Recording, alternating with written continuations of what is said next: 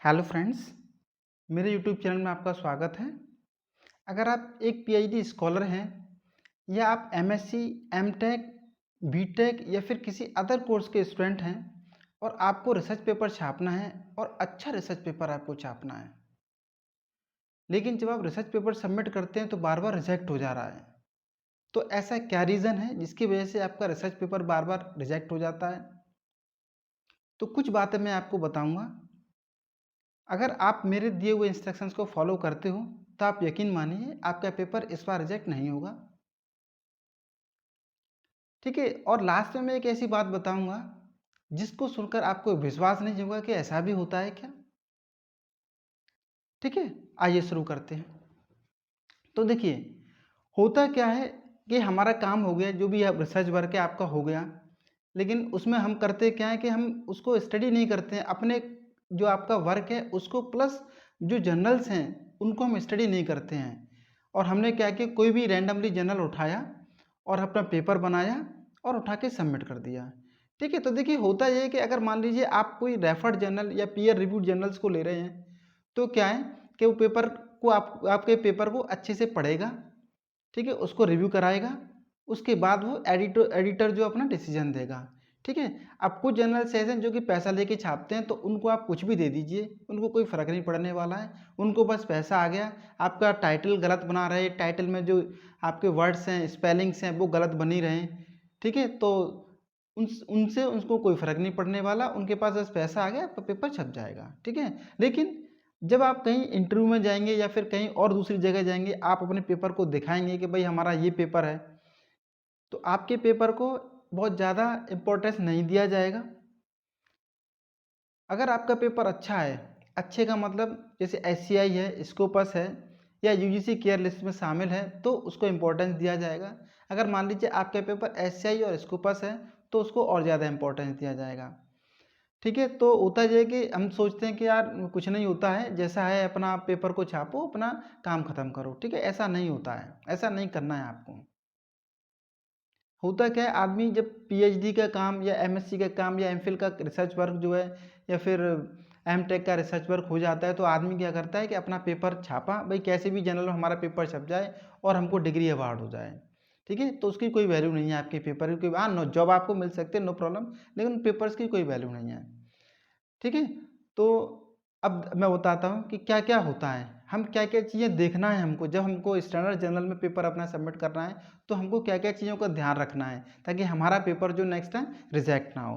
तो देखिएगा, तो देखिए सबसे पहले आपको क्या करना है कि जो भी आपका रिसर्च मटेरियल है, जो भी आपने काम किया है, अपने काम को देखिए और उस काम को ये देखिए कि इस तरह का चीज़ें जो है, इस तरह का जो वर्क कौन से जर्नल पब्लिश करते हैं। तो सबसे पहले उन जर्नल्स को फाइंड आउट कीजिए। फाइंड आउट करने के बाद आपको क्या करना है कि उसकी गाइडलाइन पढ़िए।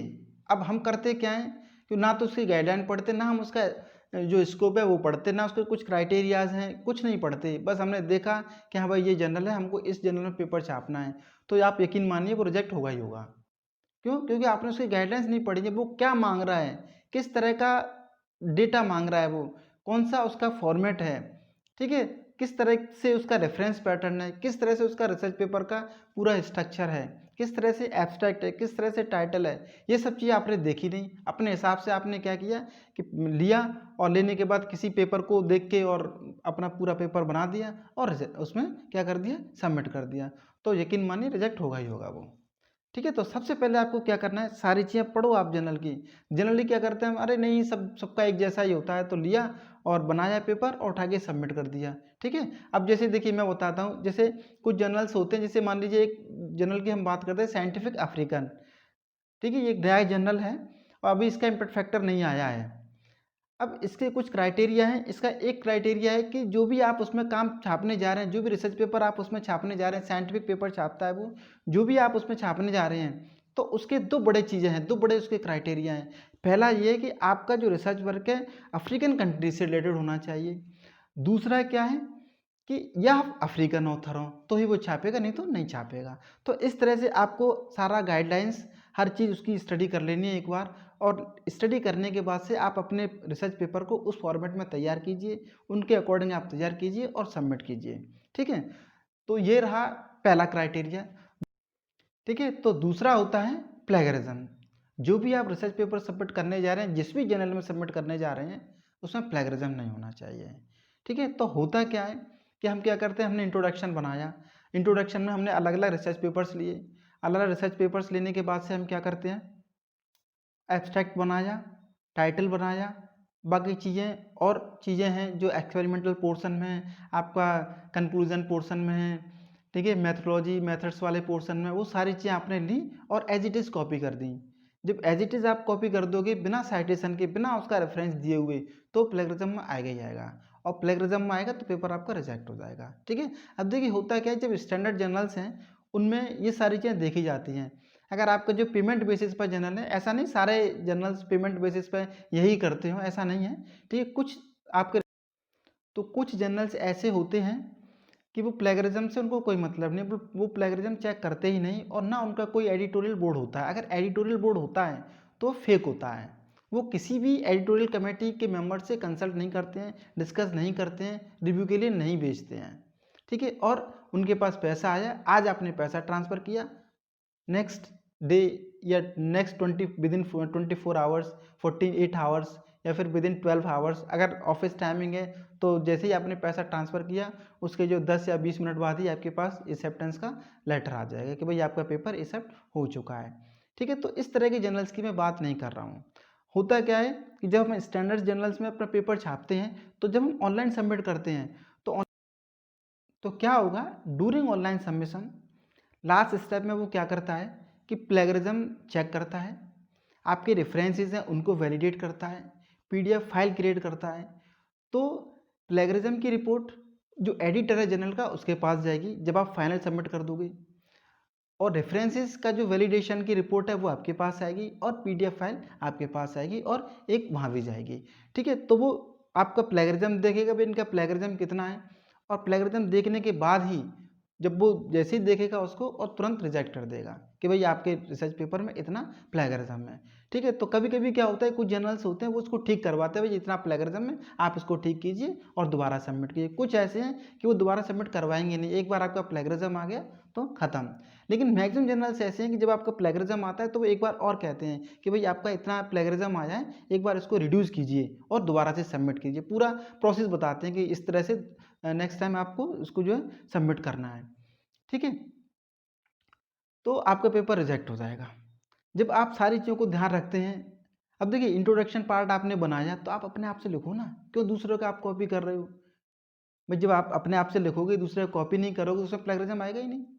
तो आप अपने हिसाब से लिखो, रेफरेंसेस लो, जो आपने जो जो चीज़ें ले रहे हो वो, लेकिन रेफरेंसिंग प्राइमरी होना चाहिए। अब कुछ लोगों को मैंने ऐसे देखा, बड़े बड़े लोगों को मैंने देखा है, तो वो लोग क्या करते हैं कि प्राइमरी रेफरेंस को रिजेक्ट कर देते हैं, इग्नोर कर देते हैं, और जो सेकेंडरी रेफरेंस है, मतलब जिस पेपर को वो पढ़ रहे हैं और उस पेपर में मान लीजिए किसी और पेपर का रेफरेंस दिया हुआ, तो वो क्या करते हैं उसको ना दे के जिस पेपर को वो पढ़ रहे हैं उसका रेफरेंस दे देते हैं, जो कि बहुत गलत है, वो प्लेगरिज्म में आएगा ही आएगा। ठीक है, तो इस तरह से आपको प्लेगरिज्म से कैसे बचना है ये मैंने आपको बता ही दिया, और क्या क्या चीज़ें सबमिशन से पहले आपको देखनी है वो मैंने आपको बता ही दिया। ठीक है, तो पहला मैंने आपको बताया कि किस तरह से आपको अपनी मैन्युस्क्रिप्ट को डिज़ाइन करना है, किस तरह से आपको अपनी मैन्युस्क्रिप्ट को तैयार करना है, और प्लेगरिज्म से कैसे बचा जाए। ठीक है, वो भी मैंने आपको बता दी है। अब तीसरी बात जो मैं बताने जा रहा हूँ वो ऐसी बात है कि उसको सुन के आपको विश्वास नहीं होगा, लेकिन सत्य है ये मैंने खुद देखी हुई है, मेरे साथ हुआ है ये, मेरे साथ क्या और भी लोगों के साथ हुआ है। ठीक है, तो देखिए होता क्या है कि बहुत सारे जर्नल्स हैं जो कि एससीआई हैं, और वो करीब 50 साल 60 साल पुराने जर्नल्स हैं, लेकिन उनका इम्पैक्ट फैक्टर जो जितना होना चाहिए आज नहीं है। क्यों नहीं है उतना? क्योंकि है क्या, अब जैसे दो एग्जांपल मैं आपको देता हूँ। टेट्राहेड्रन एक जर्नल है केमिस्ट्री में, एक टेट्राहेड्रन लेटर्स। ठीक है, तो इन लोग ये जनरली करते क्या है कि ये जर्नल जो जहाँ से भी है, एल्सेवियर के जर्नल्स हैं दोनों के दोनों, तो ये इन्होंने क्या किया है, रीजनल एडिटर्स बना रखे हैं। इन्होंने क्या किया हुआ है, रीजनल एडिटर्स बना रखे हैं। तो जिस रीजन से पेपर सबमिट होता है, ठीक है, तो जैसे एशिया या फिर कंट्री वाइज उन्होंने बना रखे हैं। तो जिस कंट्री से पेपर उनके पास सबमिट होता है तो वो सीधा उस रीजनल एडिटर के पास जाता है और वो उसको देखता है। तो कुछ एडिटर्स, जो इंडियंस एडिटर्स को मैंने देखा है, बड़े बड़े लोगों को देखा है, ठीक है, तो वो क्या करेगा, जब वो देखता है कि ये पेपर जो किसी यूनिवर्सिटी से आया है तो उस पेपर को वो पढ़ेगा नहीं, ना उसमें वो कुछ देखने वाले कि भाई इसमें क्या दे रखा है, उसने क्या ये कहना चाह रहा है, किस तरह का वर्क है, ठीक है, तो वो उसको कुछ नहीं देखने वाले। सीधा वो देखेंगे भाई इस यूनिवर्सिटी से आया है, या तो उस यूनिवर्सिटी में उनका नोन होना चाहिए तो आपका पेपर एक्सेप्ट होगा, या फिर नोन नहीं है तो आपका पेपर रिजेक्ट होगा ही होगा। पता नहीं उनकी मेंटलिटी क्या है, पता नहीं वो क्या सोचते हैं। इसी की वजह से उन जर्नल्स का टेट्राहेड्रन और टेट्राहेड्रन लेटर्स हैं, उनके इम्पैक्ट फैक्टर आज भी बहुत ज़्यादा नहीं बढ़ पाए हैं। अब मैं बताता हूँ एक जर्नल टेट्राहेड्रन जिसकी मैं बात कर रहा हूँ, उसमें मैंने एक अपना रिसर्च पेपर सबमिट किया। उस समय इसका इम्पैक्ट फैक्टर 2 के आसपास था। तो हुआ ये कि मेरा पेपर फर्स्ट स्टेप में ही रिजेक्ट हो गया। अब जब रिजेक्ट हो गया तो जो जर्नल के एडिटर थे मुझे एक जगह मिले थे, तो मैंने उनसे बात की थी। मैंने कहा सर मैं फला फला और फला फला यूनिवर्सिटी से आया हूँ, मैंने आपके जर्नल में एक पेपर अपना सबमिट किया था लेकिन वो रिजेक्ट हो गया, और मैं अपने पेपर को इसी जर्नल में छापना चाहता हूँ, ये मेरा काम था। तो आप मुझे बताएं कि मैं उसमें ऐसा क्या ऐड करूं ताकि मेरा पेपर जो है इस जर्नल में छप जाए। तो सबसे पहले तो उन्होंने ये बोला कि अरे बहुत सारे पेपर आते हैं, ऐसे थोड़े ही हैं कि आप कुछ भी छाप दो, कुछ भी भेज दो।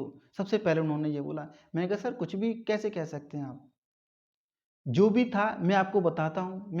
तो क्या हुआ कि थोड़ा सा टाइम उन्होंने निकाला, बहुत अच्छी, मैं जो उनको धन्यवाद देना चाहता हूँ, उन्होंने थोड़ा सा मेरे लिए टाइम निकाला और मैंने उनसे डिस्कस किया। तो जब मैं सारी चीज़ें डिस्कस कर रहा था तो मैंने बताता गया वन बाई वन, सर मैंने ये डाला, सर मैंने इसको ये किया, इसको मैंने ऐसे किया, इसको मैंने ऐसे किया, हर चीज़ मैंने उनको बताई।